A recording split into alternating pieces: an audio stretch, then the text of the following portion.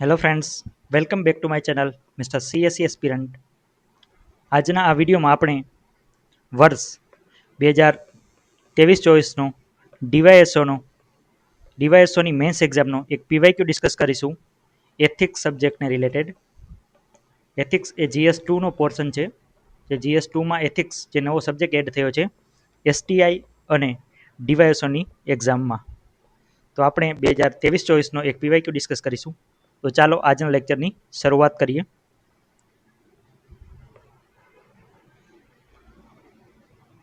દોસ્તો, આ ડીવાયએસઓ અને એસટીઆઈનો સિલેબસ છે. જે તમે જોઈ શકો છો કે બંનેનો સિલેબસ ઓલમોસ્ટ સેમ જ છે. બંનેમાં 5 ટોપિક છે અને લાસ્ટ ટોપિક છે કેસ સ્ટડી, જે ઉપરના 5 ટોપિક પરથી કેસ સ્ટડી પૂછવામાં આવશે. એસટીઆઈમાં પણ સેમ જ છે. આપણે જે ફર્સ્ટ લેક્ચર લીધો હતો એથિક્સનો, તેની આ પીડીએફ છે. તે તમે ટેલિગ્રામ ગ્રુપ પર જઈને મેળવી શકો છો. આ સિવાય આપણે નેક્સ્ટ લેક્ચરમાં 2019નો પીવાયક્યુ પણ ડિસ્કસ કર્યા છે.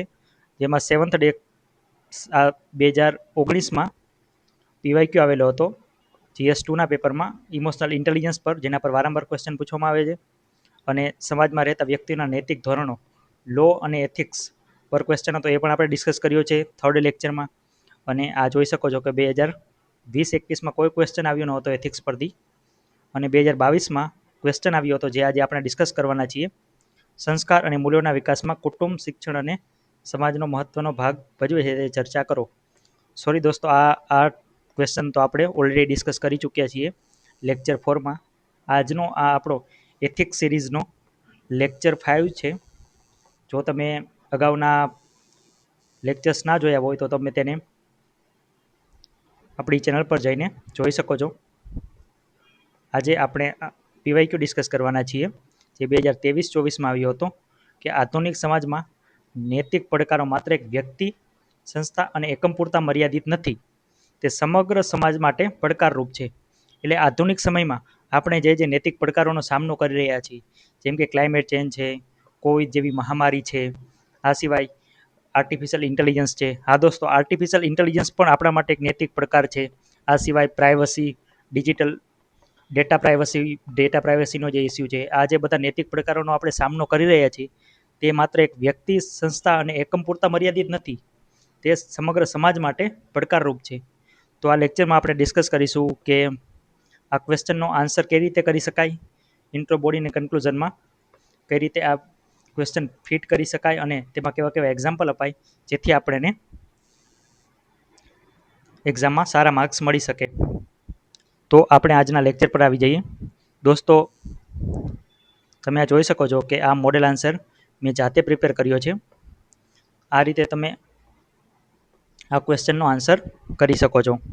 ફર્સ્ટ, તો કોઈ પણ આન્સરમાં ફર્સ્ટ આપણે ઇન્ટ્રોડક્શન લખીશું.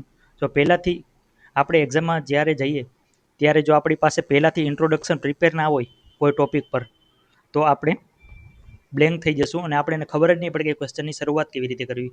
જો તમને શરૂઆત કરતાં ઇન્ટ્રોડક્શન જ આવડી ગયો ક્વેશ્ચનનો, તો તમારી આન્સર ઓટોમેટિક ફ્લો થશે. આ માટે પહેલાં તમને ક્વેશ્ચન સમજમાં આવવો બહુ જરૂરી છે. તો આપણે પહેલાં ક્વેશ્ચન સમજી લઈએ કે આધુનિક સમયમાં જે નૈતિક પડકારો છે, તે એક વ્યક્તિ, સંસ્થા અને એકમ પૂરતા જ મર્યાદિત નથી, તે સમગ્ર સમાજ માટે મર્યાદિત નથી, તે પડકાર સમગ્ર સમાજ માટે છે. તેની ચર્ચા કરવાની છે. દોસ્તો, આપણે ચર્ચા કરવાની છે. તો આ ક્રિટિકલ, આ જે વર્ડ્સ છે ટેલ વર્ડ્સ, તેને ખાસ ધ્યાનમાં રાખજો કે આપણે ચર્ચા કરવાની છે. જે યુપીએસસી એક્ઝામમાં જે રીતે આવે છે કે ડિસ્કસ કરો અથવા ક્રિટિકલી એનાલાઇઝ કરો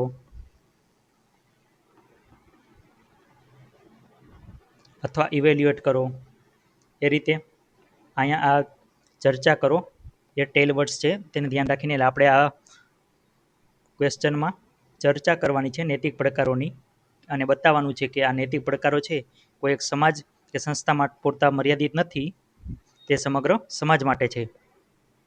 તો દોસ્તો, આ ક્વેશ્ચનના ઇન્ટ્રોડક્શનમાં તમે લખી શકો છો, નૈતિકતાને માત્ર વ્યક્તિગત ચારિત્ર સાથે જોડવામાં આવે છે, પરંતુ આજનો જે સમય છે, આધુનિક સમય, એ વૈશ્વિકીકરણ અને ટેકનોલોજીનો યુગ છે. આના લીધે જે વ્યક્તિગત ચારિત્ર સાથે નૈતિકતાને જોડવામાં આવી હતી, તે સમગ્ર વિશ્વ અને સમૂહ માટે પડકાર બન્યો છે. એક વ્યક્તિ કે સંસ્થાની અનૈતિકતા સમગ્ર સમાજ અને પર્યાવરણને અસર કરે છે. દોસ્તો, તો આ રીતે તમારું ઇન્ટ્રોડક્શન તમે બનાવી શકો છો આન્સરમાં. હવે બોડી પર આવી જઈએ. દોસ્તો બોડીમાં તમે આ રીતે અલગ અલગ પોઈન્ટ્સ બનાવીને લખી શકો છો.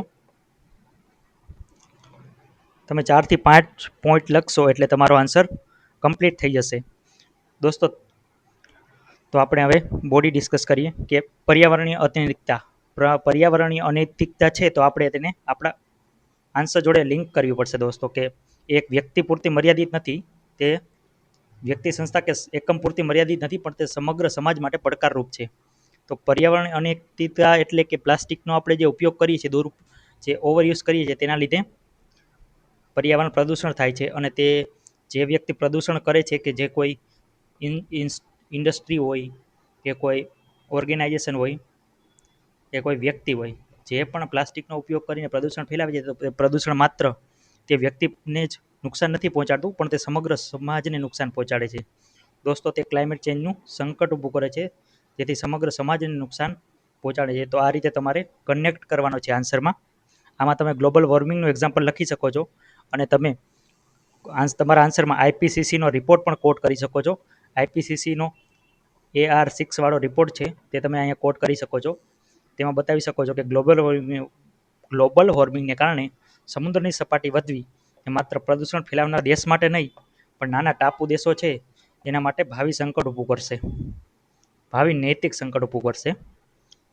દોસ્તો સેકન્ડ છે ડિજિટલ અને તકનીકી પડકારો. ડિજિટલ અને તકનીકી પડકારોમાં બે મહત્વના છે. એક તો આર્ટિફિશિયલ ઇન્ટેલિજન્સ, જે તો તમારા દિમાગમાં હશે જ, કારણ કે AI હમણાં એટલું ન્યૂઝમાં છે. એના લીધે ઘણા બધા પડકારો ઊભા થયા છે નૈતિક. અને ડેટા પ્રાઇવસીનો મુદ્દો, એ એક વ્યક્તિની સુરક્ષાની વાત છે, પણ એમાં આખા સમાજનો સુરક્ષાનો વિષય બન્યો છે. દોસ્તો આમાં તમે એક્ઝામ્પલ આપી શકો છો ફેક ન્યૂઝનું. ફેક ન્યૂઝના લીધે દોસ્તો ઘણીવાર તમે ન્યૂઝમાં જોતા હશો કે કમ્યુનલ વાયોલન્સ થઈ જાય છે, કોમી રમખાણો થઈ જાય છે અમુક રિજિયનમાં, કન્ટ્રીમાં. તો જો તમે રેગ્યુલર ન્યૂઝપેપર વાંચતા હશો તો તમને આઈડિયા હશે. આના લીધે સામાજિક શાંતિ જોખમાય છે અને લો એન્ડ ઓર્ડરનો ઇસ્યુ થાય છે. થર્ડ છે દોસ્તો જાહેર આરોગ્ય અને નૈતિકતા. જાહેર આરોગ્ય એટલે પબ્લિક હેલ્થ અને નૈતિકતા. દોસ્તો પબ્લિક હેલ્થ જોડે નૈતિકતા કઈ રીતે કનેક્ટેડ છે? તો COVID-19ના સમયમાં આપણે જોયું કે જો કોઈ વ્યક્તિ માસ્ક ન પહેરે કે રસી ના લે તો તે બીજાને ઇન્ફેક્ટ કરી શકે છે. આ રીતે કોઈ વ્યક્તિગત બેરોજગારીના સમયે આખા સમાજને જોખમમાં મૂકી શકે છે. એટલે તમે આ COVID-19નું એક્ઝામ્પલ આપી શકો છો. આ રીતે આર્થિક અસમાનતા અને ભ્રષ્ટાચાર, એટલે કોઈ એક વ્યક્તિ કે સંસ્થા ભ્રષ્ટાચાર કરે, કોઈ કૌભાંડ કરે, તો તેની અસર તે માત્ર તે સંસ્થા ઉપર જ નથી પડતી, પણ તે ટેક્સ પેયરના મની છે, આખા દેશના અર્થતંત્રને ખતરામાં મૂકી દે છે. જે તમે જોઈ શકો છો કે મોટા બેંક કૌભાંડ થયા, પીએનબીનું જે કૌભાંડ થયું હતું, તેની આપણી અર્થવ્યવસ્થા પર કેટલી નેગેટિવ ઇમ્પેક્ટ પડી તેનો તમને ખ્યાલ હશે. તો આ રીતે જે કૌભાંડ થાય છે તેના લીધે જે દેશના અર્થતંત્ર પર અસર થાય છે, તેના લીધે જે ગરીબ કલ્યાણમાં જે પૈસા જવા જોઈએ તેના બદલે નાણાંનો વ્યય થાય છે, અને બેંકના રિકેપિટલાઇઝેશનમાં ગવર્મેન્ટે ઇન્વેસ્ટ કરવા મળે છે બેંકને સેવ કરવા માટે. આ સિવાય દોસ્તો આ ક્વેશ્ચનમાં એવું પૂછેલું છે, આ ક્વેશ્ચન એના વિશે છે કે નૈતિક પડકારો છે આધુનિક સમયમાં એકમ સંસ્થા કે વ્યક્તિ, સંસ્થા કે એકમ પૂરતા મર્યાદિત નથી, તે સમગ્ર સમાજ માટે પડકાર છે. તમે આ 4 પોઈન્ટ્સ દ્વારા એ બતાવી દીધું કે જે આધુનિક નૈતિક પડકારો છે તે કોઈ સમાજ, સંસ્થા કે વ્યક્તિ પૂરતા મર્યાદિત નથી, તે સમગ્ર સમાજના છે. કોઈ એક વ્યક્તિ, સંસ્થા કે એકમ પૂરતા મર્યાદિત નથી, તે સમગ્ર સમાજના છે. અહીંયા તમારે અટકી નથી જવાનું, તમારે આગળ આનું સોલ્યુશન પણ આપવાનું છે દોસ્તો આન્સરમાં. ઘણા એસ્પિરન્ટ હોય છે જે આટલો આન્સર કરી અને અટકી જાય છે, અને એમને એવું લાગે છે કે મારું એક્ઝામ ખૂબ સારી ગઈ, પણ જ્યારે લિસ્ટમાં નામ નથી આવતું કે મેન્સ પેપરમાં જ્યારે માર્ક્સ આવે ત્યારે એ લોકોને ખ્યાલ આવે કે ભાઈ મારું આન્સર રાઇટિંગ સારી નથી. એટલે એક ક્વેશ્ચનને સમજવામાં ભૂલ કરે છે. એટલે તમારે અહીંયા ખાલી આ બતાવીને અટકી નથી જવાનું, તમારે તેનો સોલ્યુશન પણ આપવાનું છે. કે વહીવટી દૃષ્ટિકોણથી તમે જોવો તો વૈશ્વિક નૈતિકતા અપનાવવી જરૂરી છે. આ પડકારોને ઉકેલવા માટે વૈશ્વિક નૈતિકતા અપનાવવાની જરૂર છે. એટલે દોસ્તો જો આપણે ક્લાઇમેટ ચેન્જ છે, બરાબર, ક્લાઇમેટ ચેન્જમાં વૈશ્વિક નૈતિકતા કઈ રીતે અપનાવી શકીએ?